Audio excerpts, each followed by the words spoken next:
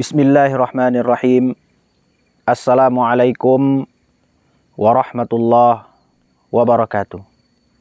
Hamdan wa syukran lillah. Salatan wa salaman ala rasulillah. Pemirsa sekalian yang semoga dirahmati oleh Allah subhanahu wa ta'ala. Kultum kita pada siang hari ini adalah amalan yang pertama kali dihisap oleh Allah subhanahu wa ta'ala pada hari kiamat. Allah subhanahu wa ta'ala berfirman di dalam surah Al-Baqarah ayat 43. A'udzu billahi minasyaitonir rajim. Wa aqimus salata wa atuz zakata warka'u ma'ar raki'in. Dan dirikanlah salat dan tunaikanlah zakat dan rukuklah bersama orang-orang yang rukuk. Nabi SAW bersabda, An Abi Hurairah radhiyallahu anhu qala Rasulullah sallallahu alaihi wasallam, inna awwalu ma yuhasabu bihil abdu yaumal qiyamah min amalihi salatuhu fa in salahat faqad aflaha wa anjah wa in fasadat faqad khaba wa khasara. Hadis riwayat Tirmizi dan hadis ini sahih, hadis ini hasan. Nabi SAW bersabda, sesungguhnya amalan yang pertama kali dihisap bagi hamba pada hari kiamat adalah dari ibadahnya adalah solat. Apabila solatnya baik, maka beruntunglah dia dan dia akan selamat. Apabila solatnya buruk, maka dia merugi dan dia akan celaka. Hadis ini diriwayatkan Imam Tirmizi, hadis ini hasan. Pemirsa sekalian yang semoga dirahmati oleh Allah subhanahu wa ta'ala. Sesungguhnya amalan yang akan pertama kali dihisap oleh Allah subhanahu wa ta'ala pada hari kiamat adalah solat. Inilah solat adalah amalan yang pertama kali nanti dihisap oleh Allah subhanahu wa ta'ala pada hari kiamat. Apabila solat kita baik, maka amalan kita yang lain akan baik dan kita beruntung. Dan apabila solat kita buruk, maka kita akan merugi dan celaka. Pemirsa sekalian yang semoga dirahmati oleh Allah subhanahu wa ta'ala. Kita lihat hari ini banyak orang masih menyepelekan solat. Masih banyak orang yang menyepelekan panggilan solat.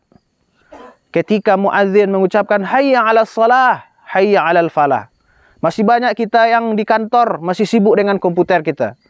Masih sibuk orang yang di pasar masih sibuk dengan perdagangannya. Orang yang di sawah masih sibuk dengan pertaniannya. Begitu seterusnya, banyak orang-orang yang mengindahkan panggilan Allah subhanahu wa ta'ala. Ketika muazzin mengucapkan hayya 'alas shalah, mari kita salat. Hayya 'alal falah, mari kita menuju kemenangan yaitu surga. Sudah selayaknya kita seorang mukmin ketika kita mendengar seruan Allah subhanahu wa ta'ala, kita tinggalkan semuanya, urusan dunia itu. Kita bergegas untuk memenuhi panggilan Allah subhanahu wa ta'ala. Karena ibadah solat inilah yang akan nanti pertama kali dihisap oleh Allah subhanahu wa ta'ala pada hari kiamat. Allah juga katakan dalam surah Al-Baqarah tadi, wa aqimus shalah, dirikanlah solat, ini perintah. Wa atuz zakah. Allah gandengkan antara solat dan zakat. Banyak sekali ayat-ayat dalam Al-Quran yang Allah gandengkan antara solat dan zakat. Warka'u ma'ar raki'in. Dan rukuklah kalian bersama orang-orang yang rukuk. Apa maksudnya? Artinya kewajiban kita melaksanakan solat berjamaah. Terutama sekali bagi laki-laki yang tidak ada uzur. Allah wajibkan kepada kita untuk melaksanakan solat berjamaah di masjid dan musola yang ada di sekitar kita. Karena dengan kita meramaikan musola atau masjid, akan turun rahmat Allah subhanahu wa ta'ala. Pemirsa sekalian yang semoga dirahmati oleh Allah subhanahu wa ta'ala. Maka daripada itu, bagi kita yang hari ini masih melalaikan solat, bahkan belum pernah kita solat, atau hanya kita solat satu kali seminggu atau satu kali setahun, sadarlah sebelum ajal dijemput oleh Allah subhanahu wa ta'ala. Karena hidup di dunia ini hanya satu kali, tidak akan kembali lagi. Ketika kita meninggal, tidak akan kembali lagi kita ke dunia ini, walaupun kita menyesal. Ada ayat dalam Al-Quran tentang penyesalan orang-orang kafir. Mereka mengatakan, ya Allah, balikkan kami ke dunia sedikit, hanya 1 jam saja kami akan beramal ya Allah. Kata Allah, itu hanya omong kosong kalian.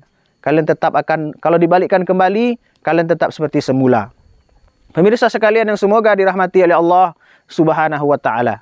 Saya mengajak kepada diri saya sendiri dan kepada kita semua, marilah kita laksanakan solat, terutama bagi laki-laki solat di masjid berjamaah. Sehingga dengan kita meramaikan masjid dan musola, akan turun rahmat dari Allah Subhanahu wa taala, dari berkah dari langit dan dari bumi. Mudah-mudahan ini bermanfaat. Subhanakallahumma wa bihamdika asyhadu an la ilaha illa anta astaghfiruka wa atubu ilaik. Assalamualaikum warahmatullahi wabarakatuh.